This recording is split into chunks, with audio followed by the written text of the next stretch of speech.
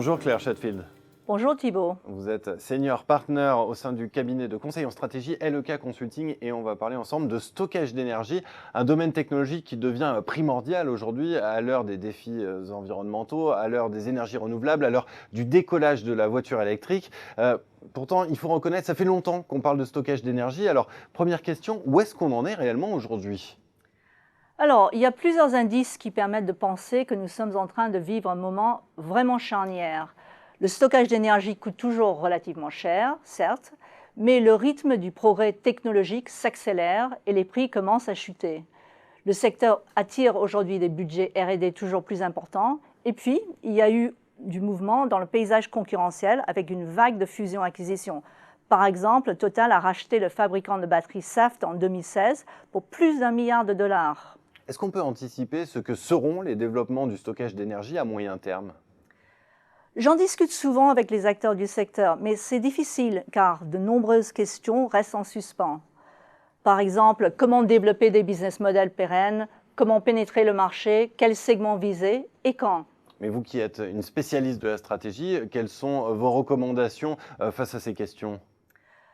Déjà, premier point, il n'y a pas une méthode gagnante. La première recommandation, c'est de faire du sur-mesure.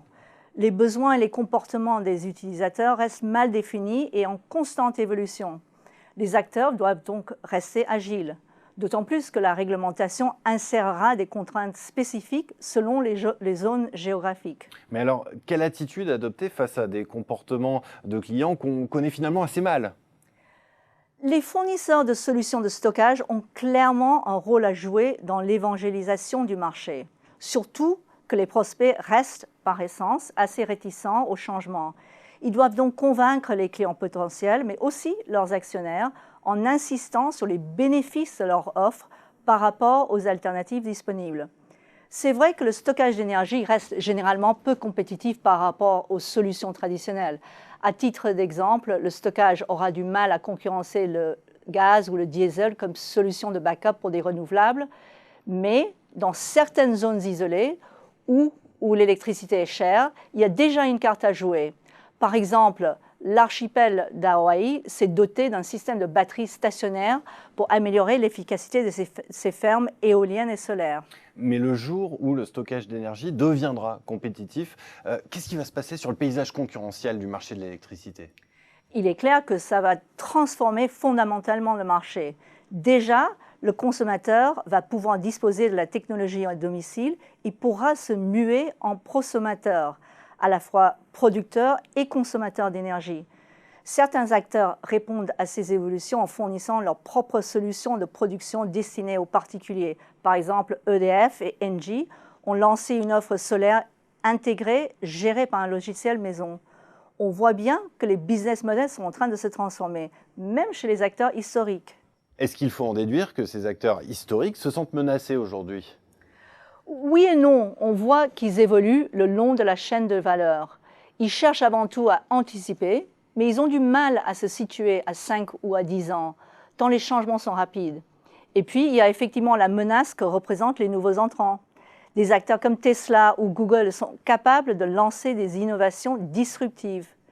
Il y a aussi de la place pour des startups, à condition qu'elles adoptent une approche robuste pour élaborer leur stratégie. Alors il y a un point qui pose question, vous soulignez l'incertitude du moment en matière de développement technologique, de comportement des clients ou encore de paysage concurrentiel. S'il y a incertitude, c'est qu'il y a risque. Comment les acteurs font face aujourd'hui à ce risque ? La plupart des entreprises recherchent de nouveaux modèles d'investissement, comme des partenariats qui permettent de partager ce risque. Par exemple, Tesla avec Panasonic pour leur nouvelle Gigafactory dans le Nevada. C'est d'autant plus important aujourd'hui que l'industrialisation des solutions va être le grand défi à venir. Et toutes les entreprises n'auront pas accès au capital nécessaire ou ne prendront pas le risque face au montant conséquent des investissements à prévoir. Alors pour résumer, en quelques mots, qu'est-ce qu'il faut retenir de la stratégie gagnante ? Les acteurs qui réussiront seront ceux qui prendront leurs décisions sur la base d'une stratégie ancrée sur une analyse rigoureuse des marchés et des segments de consommateurs potentiels, mais en acceptant aussi de prendre une part de risque. Eh bien, merci beaucoup Claire Chatfield pour cet éclairage. Merci. Merci Thibault.